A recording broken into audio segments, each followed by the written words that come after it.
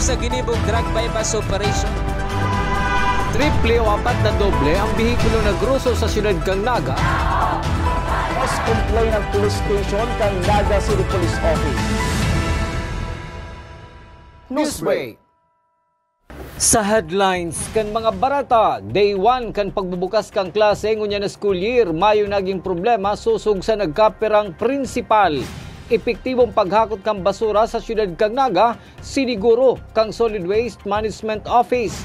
Suspect sa basag kotse modo sa siyudad kang Naga, arestado.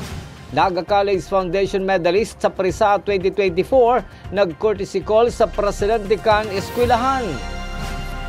Diyos marahay na banggi. Ako si Mark Mendoza. Asin ako si Antoinette Eduardo. Kami ang sa indong tagapagatud, Bareta. Mayong dakulang problemang pinag-atubang ang prinsipal kan Mabolo High School asin San Jose Elementary School sa Milaor, Camarines Sur sa inot na aldaw kan pagbabalik eskwela kan mga estudyante. Aramon taman ang kumpletong detalye sa report ni Christine Alcanzo Reyes. Kakabukas pa lang kan nakaaging taon kan Mabolo High School na yaon sa barangay Mabolo, Syudad ni Naga. Sa insaro ini sa mga eskwelahan sa syudad na nagsabay sa pagbukas ng klase ngunya na school year 2024-2025. Maabot sa 158 enrollees halos sa grade 7 as in grade 8 ang igwaang Mabolo High School. Kabali sa plano ninda na magkaigwa ni mga kadagdagan na classroom para maakomodar ang iba pang gustong magklase sa Sainda. Okay naman siya, although day pa man kami araw ang ibang school na talagang big school na. Ang population may as of yesterday, may grade 7 kami 105, plus may grade 8 kami 53. By next year, may grade 9, hoping na baka madagos naman si pag put up ng another building din diya. Ipapagiramdam ko kami yun.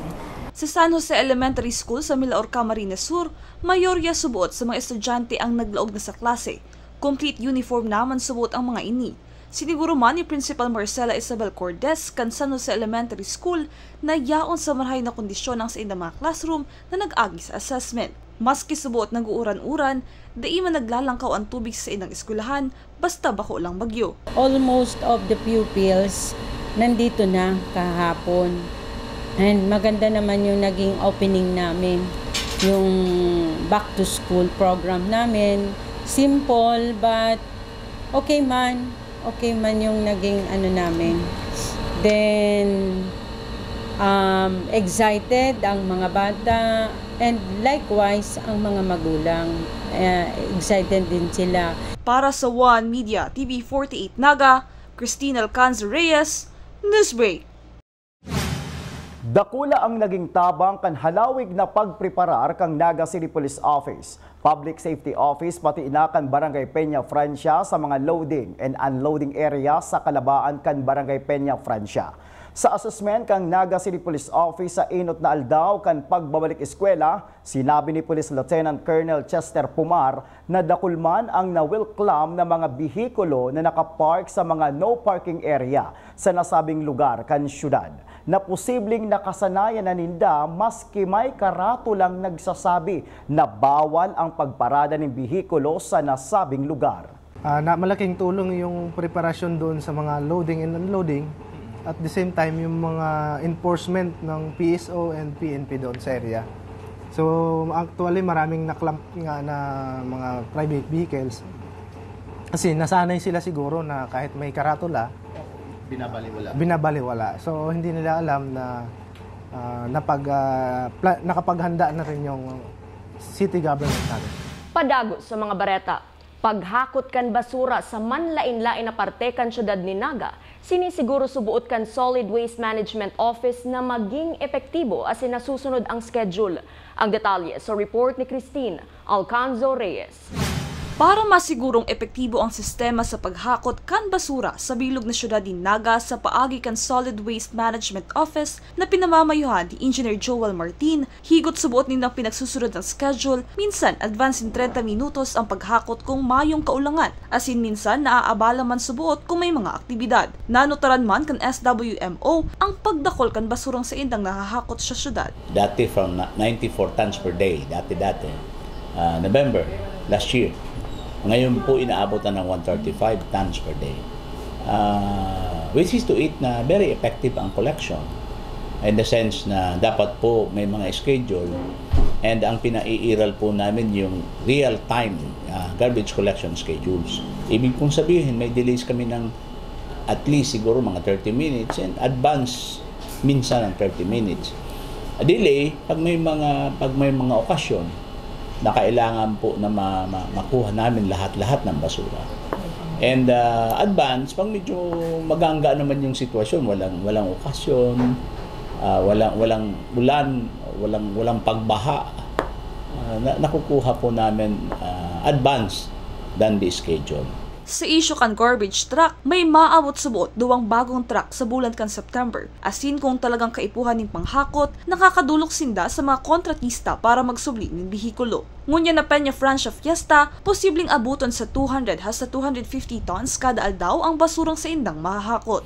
By September, this is in anticipation with our forthcoming Peña Francia Fiesta celebration. Meron po kami at least mga 10 dump trucks. And we are planning also to borrow several units of heavy equipments and dump trucks to other private entities, mga contractors, para matulungan po kami. And we are doing this every Peña Francia Fiesta. Para sa One Media TV48 Naga, Cristina Alcanza Reyes, Newsbreak.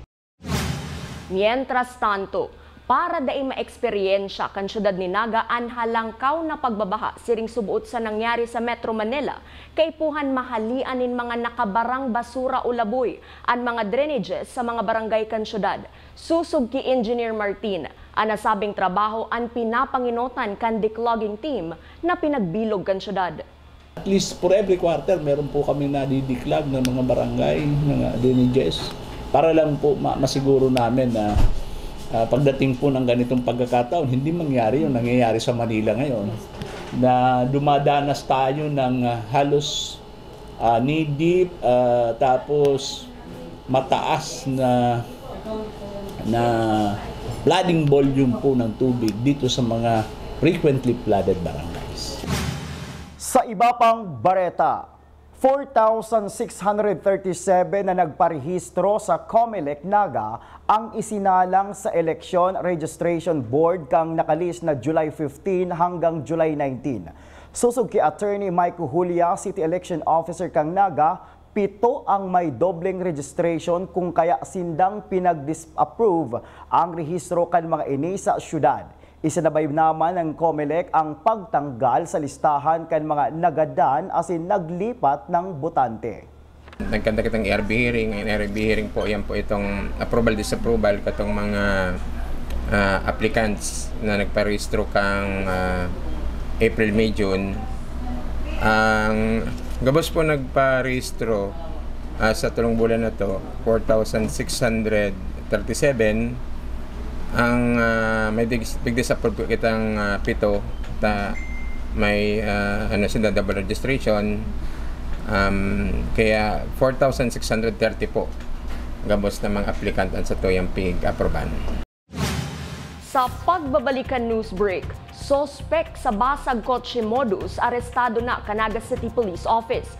Iyan asin iba pang mga bareta sa pagbuelta kan One Media TV48 Naga News Break. Dakop sa ginibog drug bypass operation. Triple o 4 na doble ang bihikulo na gruso sa syudad kang Naga. Mas complain ng police station kang Naga City Police Office. Newsbreak. We invest in shaping the future of healthcare. Our investment in the state-of-the-art facilities and the latest equipment means our students gain hands-on experience with the current technology driving the healthcare industry forward. From immersive laboratories to AI-powered patient model simulators to innovative learning environments, our graduates are prepared to meet the challenges of modern healthcare. The Naga College Foundation, College of Health Sciences, your premier leap to becoming a champion of healthcare.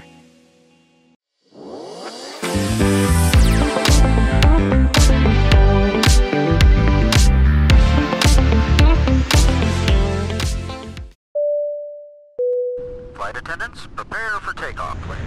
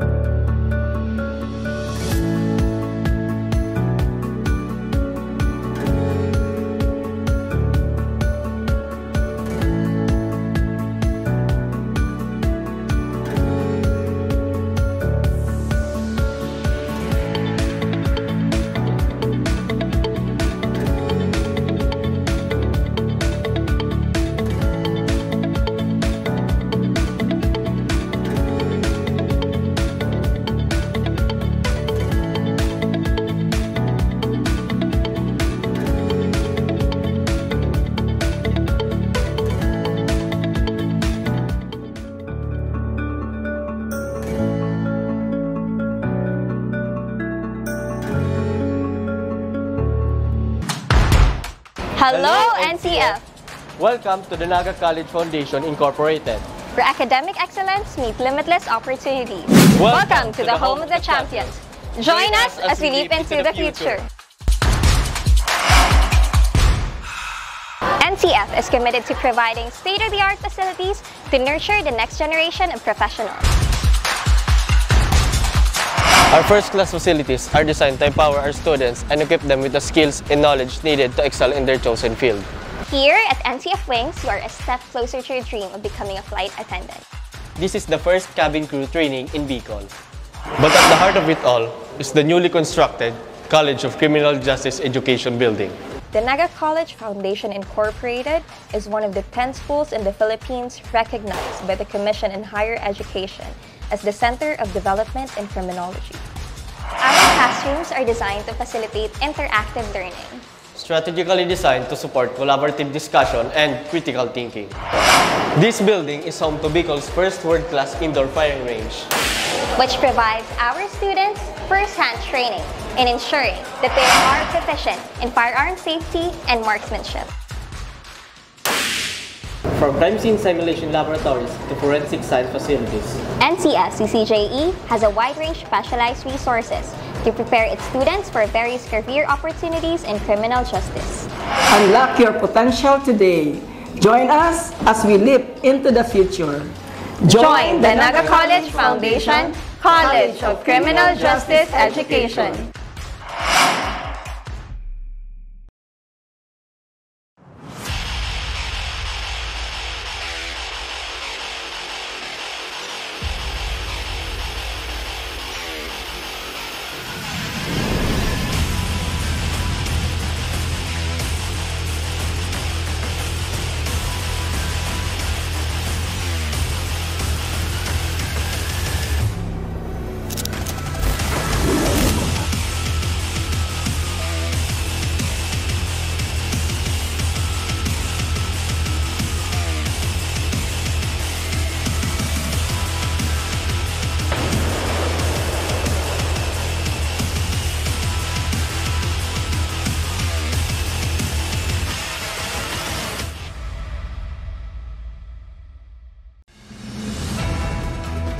Dakop sa ginibong drug bypass operation. Triple o 4 na doble ang bihikulo na gruso sa siyudad kang Naga. Mas complain ng police station kang Naga City Police Office. Newsbreak. Sa pagpapadagos kan mga bareta, luway-luway nang nagahakot kan sa indang mga gamit ang City Treasurer's Office asin mga opisina na sa indang kataid para maglipat sa pinakarahay nindang opisina. Sa laog nin sarong taon na temporaryong pinag-okupar kan City Treasurer's Office ang Naga City People's Hall para tawandalan ang pagpapakarhay kan sa indang opisina. Sa masunod na mga aldaw, magkakaigwaman subuot nin halipot na programa bagoan sa indang paglipat digdi. Sa satuyang police report, pinag-aasikaso na kan Police Station No. 2 ang kasong isa sa angat sa 19 anyos na soltero. Mayong trabaho asin residente kan Barangay Triangulo, Siyudad ning Naga, na iyo ang suspek sa pagpasa kan salming kang sarong bihikulo kan suudma asin kinua ang cellphone asin cash. Susog ki Police Lieutenant Colonel Chester Pumar, Public Information Officer kang Naga City Police Office, pag nakahiling subuot ng importanteng bagay sa laog kan bihikulong nakapark sa gilid kang tinampo, digdi na subuot nagpaplano ang suspek kung paano ini makukua. Dakulang tabang man si pagpaabot nin sumbong kan biktima asin CCTV footage na nagamit sa paghanap sa bihikulong pinaggamit kaini. Hapon, no, nahuli na po itong suspect natin na a certain hero. No? Saro pong 19 years old, wala pong siyang trabaho na taga Barangay Triangulo, Naga City. Yan sir, may record ng ibang kaso, yan si hero. So, bali yun ang yun ang ginagawa ngayon para alamin pa kung may mga previous na record. And malamang meron na ito, hindi to first time kasi yung modus niya ay kakaiba sa mga simpleng mga theft cases or robbery. Sa iba pang police report, mayong piyansang pinagrekomendar ang korte para temporaryong makaluwas sa karsel ang 22 anyos na si alias Juan, residente kan Ragay, Camarines Sur, asin naaatubang sa kasong rape. Inaresto si Juan pasado alas 7 kasudma sa Barangay Poblasyon Iraya, kanasabing Banwaan, sa pangingenot kan tracker team kan Ragay Municipal Police Station. Mayo naman ibang warrant of arrest ang suspect hali sa korte. Padagos pa sa mga bareta, ngunyan pa lang may special deployment na ang Naga City Police Office sa Kalabaan kan Diversion Road, Syudad ning Naga.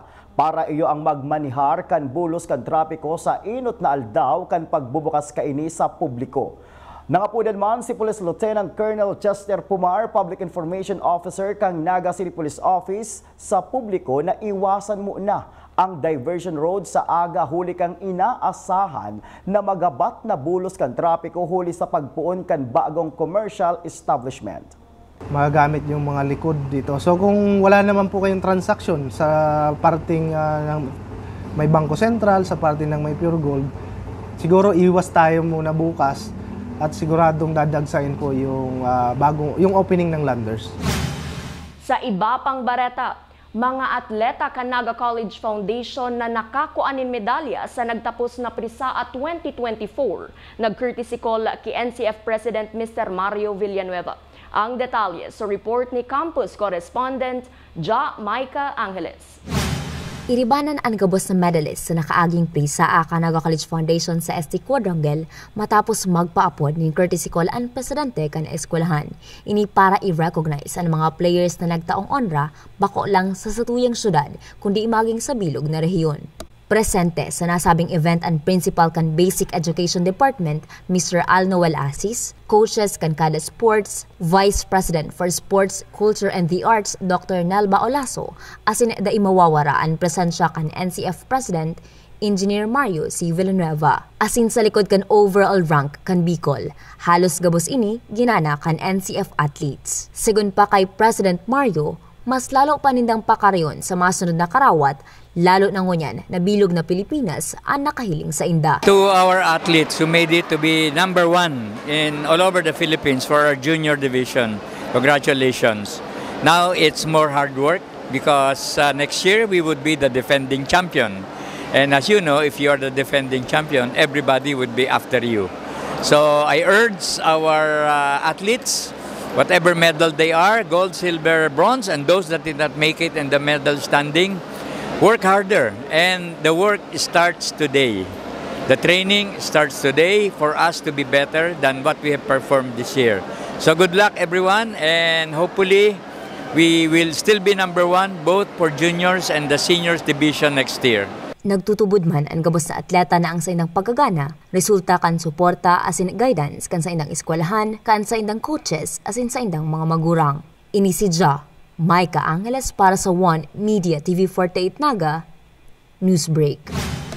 Asin yan ang mga bidang baretang nakalap kan mas pinakusog na puwersa kan One Media TV 48 Naga News and Bicol Affairs. Day malingaw na i-follow ang samuyang official Facebook fanpage One Media TV 48 Naga. Ako po si Mark Mendoza. Padagos kaming mahatod nin mga baretang garantisadong nangingenot asin napapanahon. I-hit ang subscribe button sa samuyang official YouTube channel One Media TV 48 Naga, tanganing updated kita sa mga bareta asin istoryang bida an Bicolano. Ako si Antoinette Eduardo asin ini an One Media TV 48 Naga Newsbreak. Dakop sa ginibog drug bypass operation. Triple o 4 na doble ang bihikulo na gruso sa siyudad kang Naga. Mas complain ng police station kang Naga City Police Office. Newsbreak.